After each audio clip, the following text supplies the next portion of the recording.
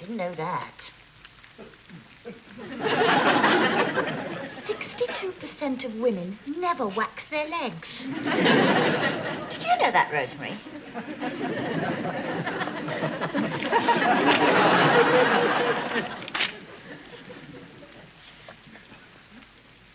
Oh, this is interesting.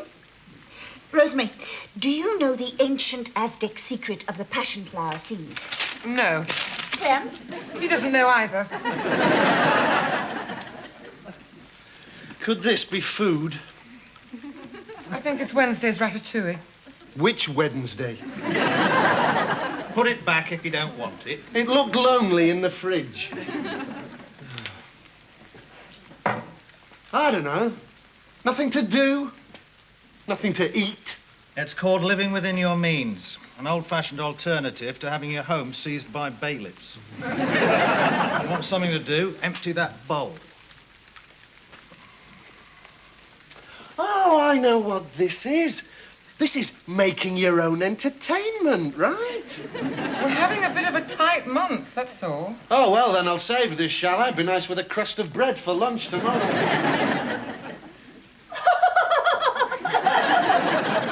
You'll never guess what's back in fashion. No, and I don't bloody care. Why are you so bad-tempered? I am trying to read. Ever heard of reading? This is a book, and these are pages, and those black bits are words, and all of this makes its way into the brain, as it is known in some circles. Okay? Clear now? I was just making conversation. Just being polite. I think you need more practice. I know about books. I read the reviews. But not the books themselves. Mark and I are very busy people. We don't have time to read whole books, especially when they're that big. Who's it by? Dostoevsky. It's called The Brothers Karamazov. I expect you'll have read the reviews in Cosmopolitan. What's it about? It's about whether, if God is dead, man can transcend all moral limits, or indeed whether morality itself can, in a theological context, be deemed to exist at all. In other words, if there is no supreme being, does it follow that any existential or contingent ethical code leads inexorably to a world where all acts are permitted? Wait for the film to come out, sir.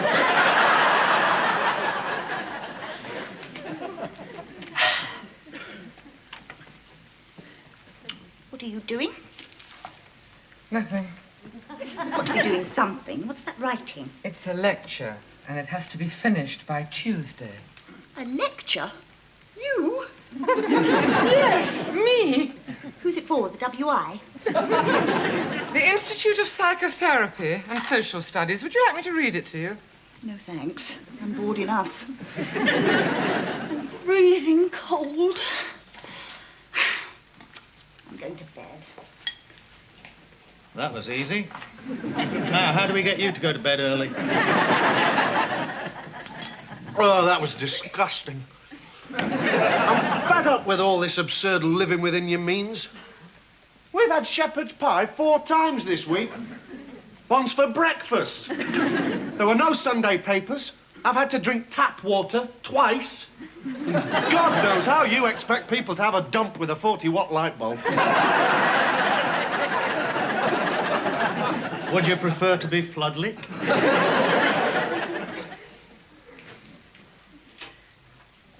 He's got a point, Clem. Things have never been this bad, have they? It's a wonderful book, this. I mean, there's no earthly reason why they both couldn't be raking it in, is there? Psychotherapists? They're born to be rich, for God's sake. And that musical knick-knack shed of Clem's could be a gold mine. There's money for old rope, the heritage market.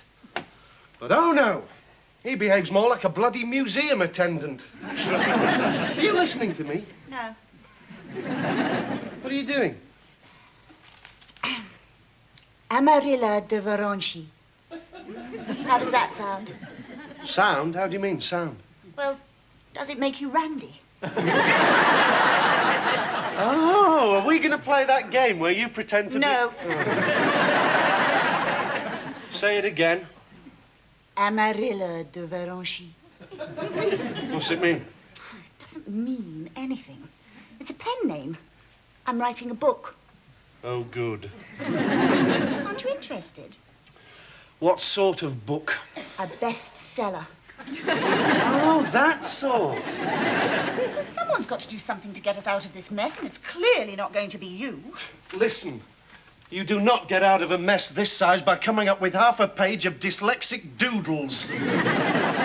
What we need is a sound financial strategy, and that's my department. And when will this department be reopening? Soon. Well, this is a strategy as well. I know all about bestsellers. I spent hours in airport lounges. Just need to learn the formula, and that's power, sex, money, glamour. In any order, it's easy. You know nothing about writing. I've seen you have 2 goes at your signature. Sex, sin, and the city. That's what I'm going to write about. Yeah, well, don't get ink on the sheets.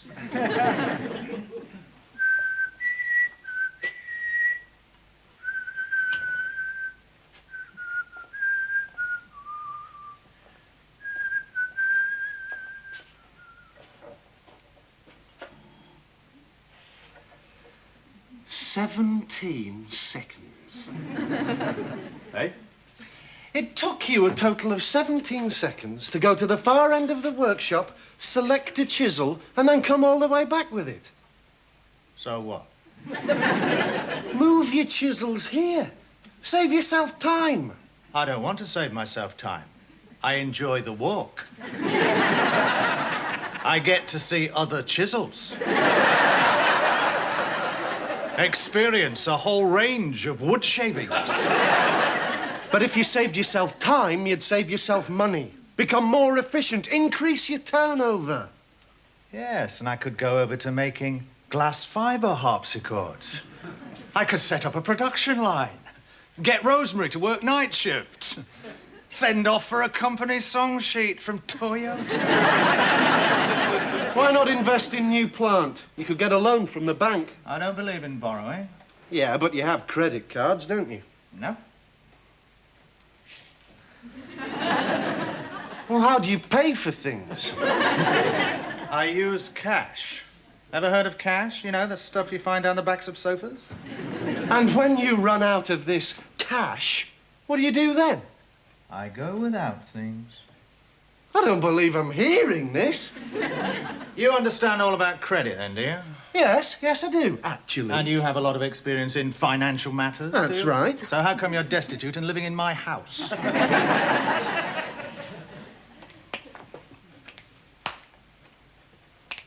Kits.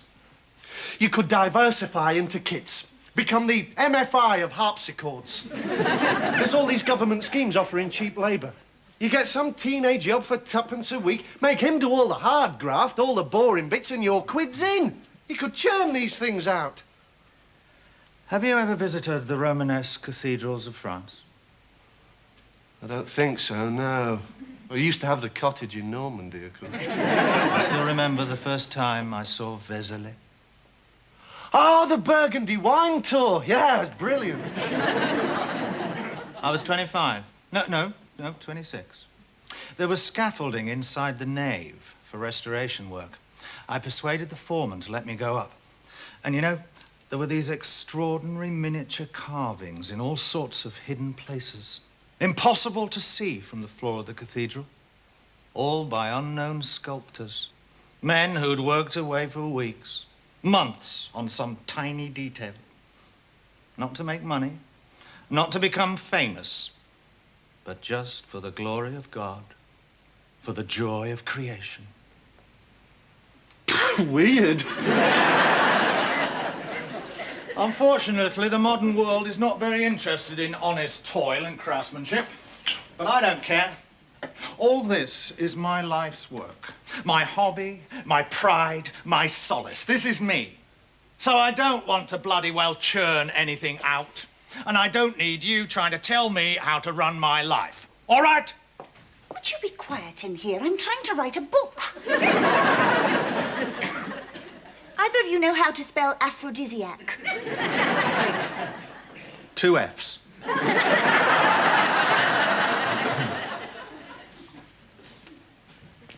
All right, let's look at your cash flow. How many harpsichords have you sold so far this year? Sold? 1. 1? Yeah. How much for?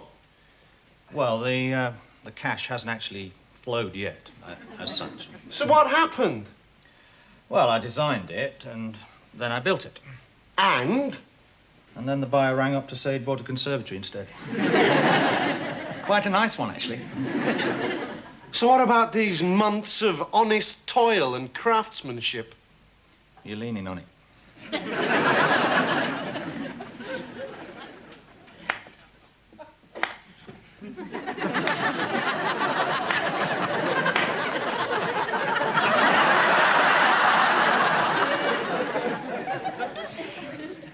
If you get love bites on your bottom, do they have another name?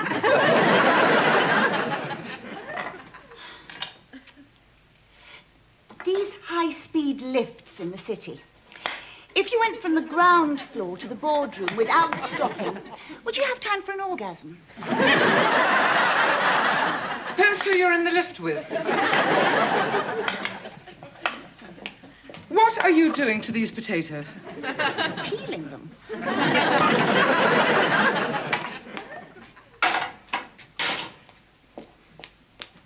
One carrot, one scraper. Got the general concept? I've got a book to write. And I've got a lecture to finish. It's a steamy, rags-to-riches story. With racehorses and incest and backstabbing and speedboats. To lift the lid on the sordid underbelly of high finance. Underbellies don't have lids. I might throw in a few dark psychological truths. Like what? Oh, I don't know, some bastard with a grudge who machine guns everybody at a wedding. That's your area, isn't it, psychos? Keep peeling. And afterwards, he sleeps with a dead bride and then puts her in the freezer. Would that be credible in your experience? Sophie, I sense you have a slightly hazy view of the psychotherapeutic process. Sorry. Think of the patient as a root vegetable, which wishes to lead a happy and fulfilled existence, but cannot, because it is lumpy and caked with all kinds of yuck. My job is to help scrape off that yuck, thus enabling it to take its rightful place on the supermarket shelf, washed, scrubbed, free of knobbly bits, and rich in self-esteem, so that people out shopping will wish to have a relationship with that vegetable. Think of me as the Sainsbury's of the psyche. Clint? Clint? What sort of a name's that? He's a good bloke. We used to do opera together.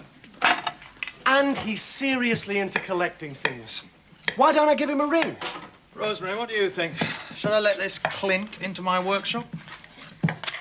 Rosemary?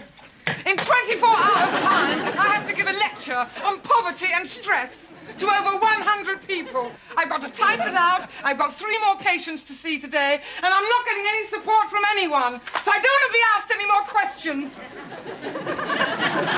Lust on the up escalator.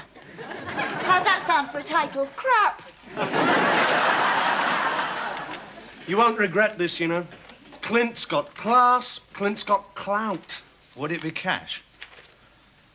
All right, give him a ring. Where's it gone? Who's moved it? Clem, have you seen it? Seen what? My lecture. I can't find it. What are these? Sophie'd potatoes. Did you hear what I said? Clint, it's Mark. And am I about to offer you a little bit of harpsichord heaven? What am I going to do? I can't stand on the platform and make it up as I go along. How about banking and bonking?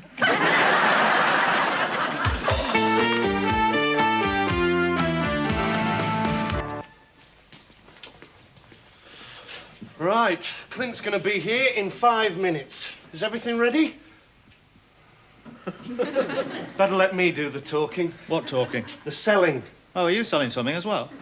Clem, leave this to me. I know what I'm doing. It's my contact. It's my harpsichord, and I also know what I'm doing. Not about selling.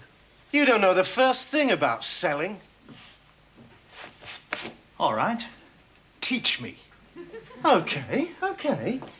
Could you kill someone with a coat hanger? I'm prepared to give it a try.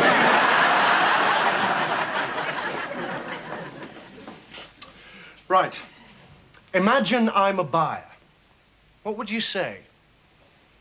I'd say, hello, my name's Clem.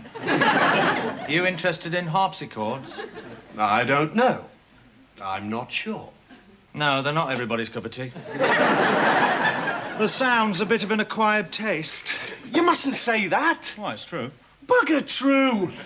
Be enthusiastic. Do that Gloria God bit. Bang on about your craftsmanship. Again.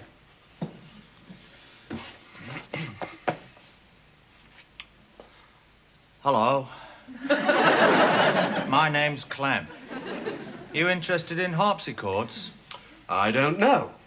I'm not sure. They're wonderful instruments, sir. Authentic period sound. None of this synthesized soup you get in some of these rubbishy electronic organs. Oh, I like them. In fact, I've got 2 organs. Lucky you, sir. Will you stop this? There is serious money at stake. Oh, dear, I thought I was doing rather well. Walk over there.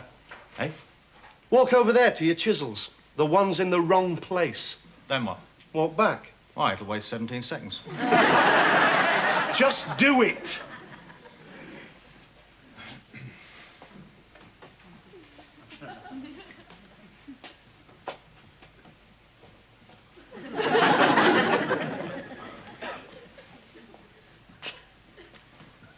It's not working, is it, Clem? Your body language. You've got no high-impact body language at all. You've got to use your body to show that you're in charge. Make the customer believe in you.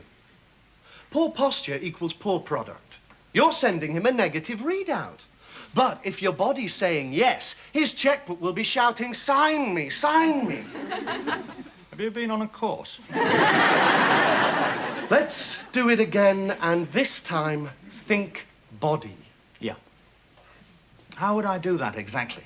Be big, be bold, be decisive, warm, expansive gestures, plenty of eye contact. Right, gotcha.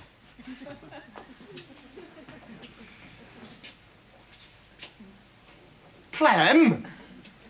Hello, my name's Clem. Are you interested in harpsichords? Ah, hello, madam. My name's Clem. You interested in harpsichords? Oh, sod off. He's here. He's here. Clint's here. 10 pages of A4. They can't just vanish. Right, everybody out of here. Clem, go and have a cocoa. I'll handle Clint. You will do nothing. 10 minutes from now, this harpsichord will be sold by me on my own in the manner I have employed for over 20 years. Are you sure this is a good idea? My business has lasted a lot longer than yours. Everybody out, please.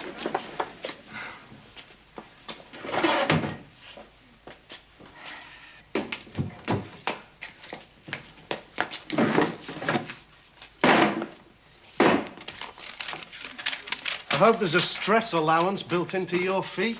There isn't a fee. You're giving a lecture and not being paid? Correct.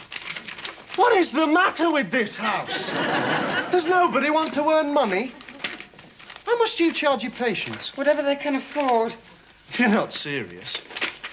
People can only afford a £5, then they only pay a £5. A fiver? Psychotherapy is not a business. Of course it is. Rosemary, you are going to have to change your price structure. The worse their problems, the more you charge them. That way, they have an incentive to get better.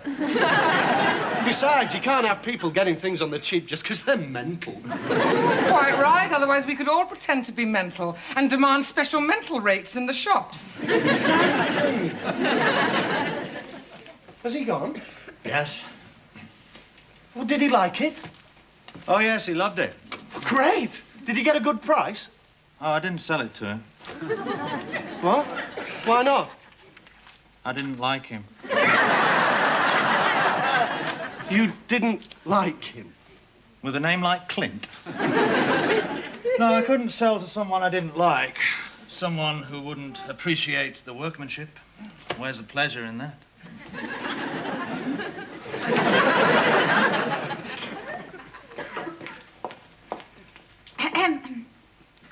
The Currency Trader Wore Leather by Amarilla de Veronchi. That's me. Chapter 1. It was a warm, sultry June night in the crowded city wine bar, full of lean, hungry, young El-Reg Ferrari owners. And petite, pouting Amanda, only recently escaped from the humdrum shackles of a suburban cul-de-sac, was glad she had removed her underwear before pushing her way through the vintage Veuve Clicquot drinking clientele of eligible and trusting commodity brokers who would show her the high life of private jets and yachts and third homes and sex in unusual places.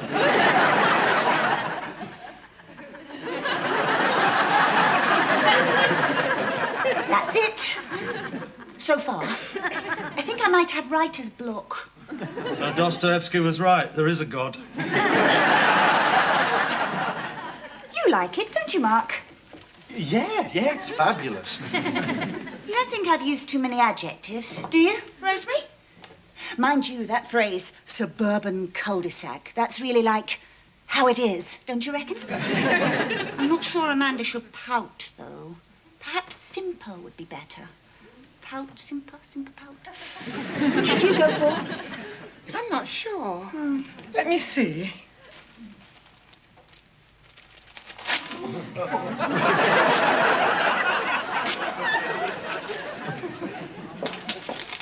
Rosemary. I think I've just found your lecture.